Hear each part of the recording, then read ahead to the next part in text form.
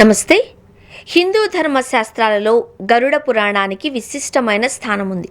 మనిషి పుట్టుక, కర్మలు, మరణం, ఆ తరువాత ఆత్మ సాగించే ప్రయాణం గురించి ఈ గ్రంథం సవివరంగా వివరిస్తుంది.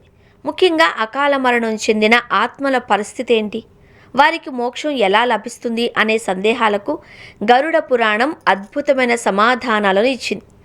గరుడ పురాణం ప్రకారం ప్రతి వ్యక్తి జీవితకాలం అతని కర్మలపై ఆధారపడి ఉంటుంది.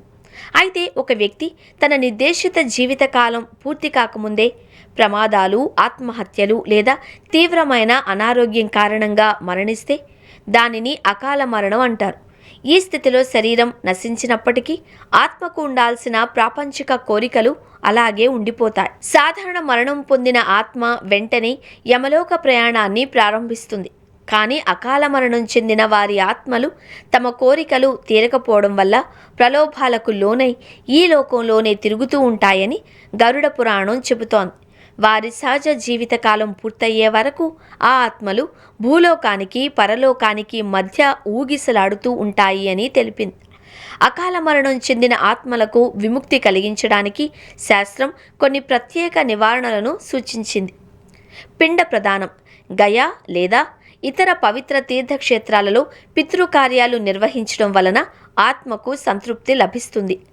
నారాయణ బలిపూజ, అసాధారణ పరిస్థితుల్లో మరణించిన వారి కోసం ఈ ప్రత్యేక పూజ నిర్వహిస్తారు. ఇది ఆత్మ మార్గంలో ఉన్న అడ్డంకులను తొలగిస్తుంది. గరుడ పురాణం పఠనం, మరణం తరువాత 10 నుండి 13 రోజుల పాటు గరుడ పురాణాన్ని పఠించడం వలన మరణించిన వ్యక్తికి శాంతి కలగడమే కాకుండా కుటుంబ సభ్యులకు జీవితంపై అవగాహన కలుగుతుంది. దాన ధర్మాలు, ఆకలితో ఉన్నవారికి అన్నదానం చేయడం, బట్టలు, నీరు అందించడం వలన ఆత్మ ప్రయాణం సులభతరం అవుతుంది. మోక్షానికి మార్గమిదే. జనన మరణ చక్రం నుండి విముక్తి పొందడమే మోక్షం.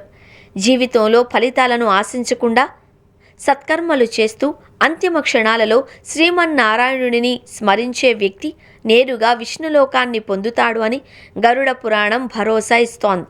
భక్తి, దాతృత్వం, మంచి ప్రవర్తన ద్వారా అకాల మరణ భయాన్ని అధిగమించవచ్చు అని ఈ పవిత్ర గ్రంథం బోధిస్తోంది.